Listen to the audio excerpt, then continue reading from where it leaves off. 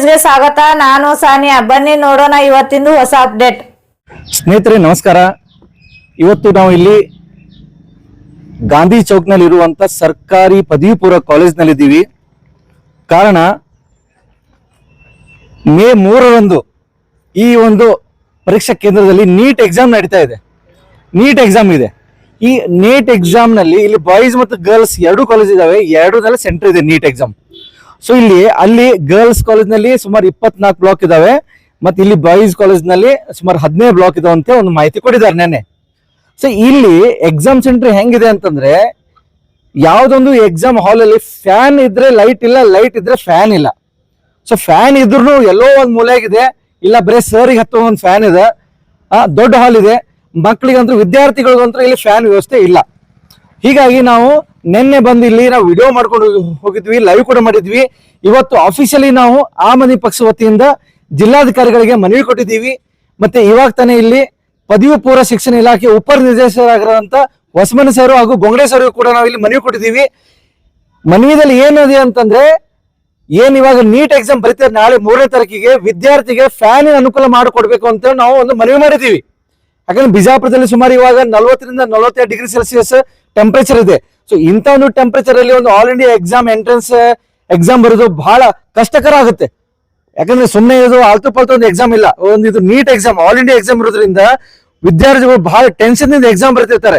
ಇಂಥ ಬಿಸಿಲಲ್ಲಿ ಒಂದು ಎಕ್ಸಾಮ್ ಬರಿಬೇಕಂತ ಅವ್ರಿಗೆ ಆ ಕಡೆ ಕಾನ್ಸಂಟ್ರೇಷನ್ ಆಗುದಿಲ್ಲ ವಿದ್ಯಾರ್ಥಿಗಳಿಗೆ. ಹೀಗಾಗಿ ಎಲ್ಲಾ ಬ್ಲಾಕ್ಗಳಲ್ಲಿ ಒಂದು ಫ್ಯಾನ್ ವ್ಯವಸ್ಥೆ ಮಾಡಿಕೊಡ್ಬೇಕು, ಹಾಗೆ ಲೈಟ್ ವ್ಯವಸ್ಥೆ ಮಾಡಿಕೊಡ್ಬೇಕಂತ ಹೇಳಿ ನಾವು ಮನವಿ ಮಾಡ್ಕೊಂಡಿದ್ದೀವಿ. ಸೊ DC ಸಾಹೇಬರು ಒಂದು ಪಾಸಿಟಿವ್ ಆಗಿ ಒಂದು ಸ್ಪಂದನೆ ಮಾಡಿದ್ದಾರೆ. ಇಲ್ಲಿ ಪದವಿ ಪೂರ್ವ ಶಿಕ್ಷಣ ಇಲಾಖೆಯಲ್ಲೂ ಕೂಡ ಗೊಂಗಡೆ ಸರ್ ಕೂಡ ಒಂದು ಪಾಸಿಟಿವ್ ಆಗಿ ರೆಸ್ಪಾನ್ಸ್ ಮಾಡಿದ್ದಾರೆ.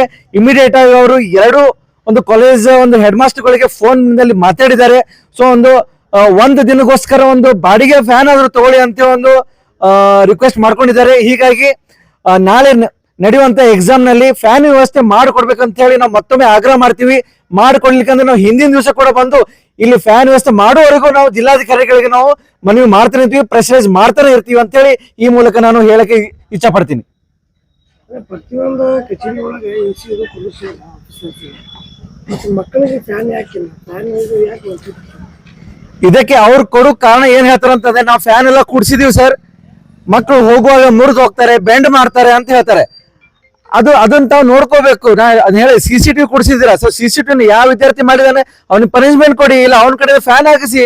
ನೀವು ಹಾಗಂತೇಳಿ ಈ ಒಂದು ಸೆಂಟರ್ ನಲ್ಲಿ ಬರೀ ಇದೇ ಒಂದು ಕಾಲೇಜ್ ವಿದ್ಯಾರ್ಥಿಗಳು ಬರಂಗಿಲ್ಲ. ವಿಜಯಪುರ ಜಿಲ್ಲೆಯಲ್ಲಿ ಇರುವಂತ ಸುಮಾರು ಕಾಲೇಜ್ ವಿದ್ಯಾರ್ಥಿಗಳು ನೀಟ್ ಎಕ್ಸಾಮ್ ಬರೆಯಕ್ ಬರ್ತಿರ್ತಾರೆ. ಹೀಗಾಗಿ ಯಾರೋ ಮಾಡಿದ ತಪ್ಪಿಗೆ ಯಾರಿಗೋ ಯಾಕಿಲ್ಲ ಶಿಕ್ಷೆ. ಸೊ ಹೀಗಾಗಿ ಅದು ಏನೇ ಇರಲಿ, ಆ ಒಂದು ನೀಟ್ ಎಕ್ಸಾಮ್ ಬರೆಯುವ ಸಂದರ್ಭದಲ್ಲಿ ಎಲ್ಲಾ ವಿದ್ಯಾರ್ಥಿಗಳಿಗೆ ಏನು ತೊಂದರೆ ಆಗದ ಹಾಗೆ ಫ್ಯಾನಿನ ವ್ಯವಸ್ಥೆ, ನೀರಿನ ವ್ಯವಸ್ಥೆ ಮತ್ತು ಒಳ್ಳೆ ಒಂದು ಬೆಳಕಿನ ವ್ಯವಸ್ಥೆ ಮಾಡಿಕೊಡ್ಬೇಕಂತ ಹೇಳಿ ಆಮ್ ಆದ್ಮಿ ಪಕ್ಷ ವತಿಯಿಂದ ನಾವು ಆಗ್ರಹ ಮಾಡ್ತಾ ಇದೀವಿ. ಸರ್ ನಿನ್ನೆ ನಾವಿಲ್ಲಿ ವಿಜಯಪುರ ನಗರದ ಗಾಂಧಿ ಚೌಕ್ನಲ್ಲಿ ಇರುವಂತಹ ಪದವಿ ಪೂರ್ವ ಕಾಲೇಜುಗಳಲ್ಲಿ ನಾವು ಪ್ರತಿಯೊಂದು ಬ್ಲಾಕ್ ಅಡ್ಡಾಡಿ ನೋಡಿದೀವಿ. ಪ್ರತಿಯೊಂದು ಬ್ಲಾಕ್ ನಲ್ಲಿ ಫ್ಯಾನ್ ಇದ್ರೆ ಲೈಟ್ ಇಲ್ಲ, ಲೈಟ್ ಇದ್ರೆ ಫ್ಯಾನ್ ಇಲ್ಲ. ಫ್ಯಾನ್ ಇದ್ರು ಹೆಂಗ ಅದು ಪೂರ ಬೆಂಡ್ ಆಗಿದೆ. ಒಂದೊಂದು ಬ್ಲಾಕ್ ಹಿಂಗಿದಾವೆ, ಅಲ್ಲಿ ಇದು ಫ್ಯಾನಿನ ಪಾಯಿಂಟು ಇಲ್ಲ, ಲೈಟ್ ಪಾಯಿಂಟು ಇಲ್ಲ.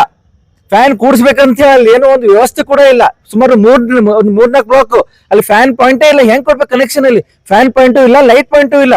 ಸೊ ಇಂಥದ್ರಲ್ಲಿ ಮೊನ್ನೆ CET ಎಕ್ಸಾಮ್ ಕೂಡ ಇದೇ ಒಂದು ಪರಿಸ್ಥಿತಿಯಲ್ಲಿ ಬರ್ತಿದ್ದಾರೆ.